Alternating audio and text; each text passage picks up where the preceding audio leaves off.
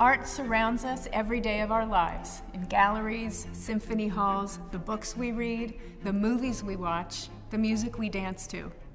We know the arts can be enjoyable, moving, exhilarating, thrilling, but there's so much more. They also play a central role in what it means to be human. And there's more and more evidence that they help grow healthy young minds and maintain them as we age. And what's happening in this one? But budget cuts and increased emphasis on test results means that the arts are being marginalized in public schools across the United States.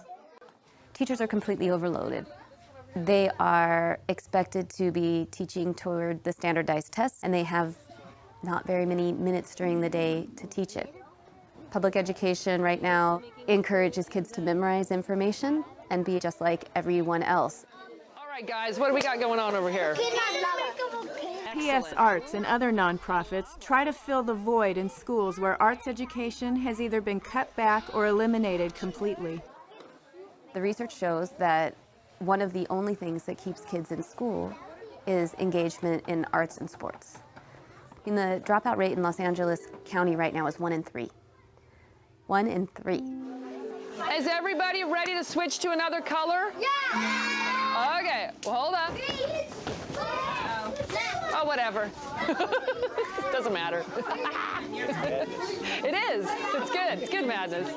Far from being a frivolous sort of waste of time, it's actually an essential part of how the brain learns to get by in its world and to learn the skills necessary to make it onto adolescence and into adulthood. A lot of people I know wouldn't have made it through high school if it wasn't for arts programs. You know, you're trying to actively engage the mind of a young person. There's a good percentage of us that really aren't turned on by math and science. And the third thing about intelligence is it's distinct. I'm doing a new book at the moment called Epiphany, which is based on a series of interviews with people about how they discovered their talent. I'm fascinated by how people got to be there. It's really prompted by a conversation I had with a wonderful woman who most people have never heard of. She's called Gillian Lynn. Have you heard of her? Some have. She's a choreographer, and everybody knows her work. She did Cats and Phantom of the Opera. She's wonderful. I used to be on the board of the Royal Ballet in England, as you can see. And anyway, Jill and I had lunch one day. I said, how'd you get to be a dancer? And she said it was interesting. When she was at school, she was really hopeless. And the school in the 30s wrote to her parents and said, we think Gillian has a learning disorder. She couldn't concentrate. She was fidgeting. I think now they'd say she had ADHD. Wouldn't you? But this was the 1930s, and ADHD hadn't been invented, you know, at this point. So it wasn't an available condition. You know, people weren't aware they could have that. Anyway, she went to see this specialist.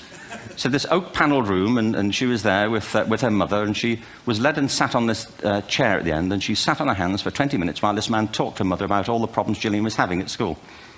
And at the end of it, because she was disturbing people, their homework was always late and so on, little kid of 8, in the end, the doctor went and sat next to Gillian and said, Gillian, I've listened to all these things that your mother's told me. I need to speak to her privately.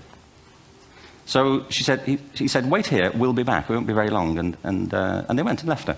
But as they went out the room, he turned on the radio that was sitting on his desk. And when they got out the room, he said to her mother, just stand and watch her. And the minute they left the room, she said she was on her feet, moving to the music.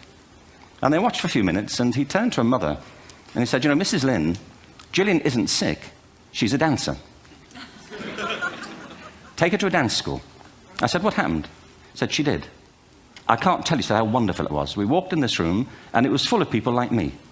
People who couldn't sit still. People who had to move to think. Who had to move to think. They did ballet, they did tap, they did jazz, they did modern, they did contemporary. She was eventually auditioned for the Royal Ballet School. She became a soloist. She had a wonderful career at the Royal Ballet. She eventually graduated from the Royal Ballet School, found her own company, the Gillian Dance Company, met Andrew Lloyd Webber. She's been responsible for some of the most successful musical theatre productions in history. She's given pleasure to millions, and she's a multi-millionaire. Somebody else might have put her on medication and told her to calm down.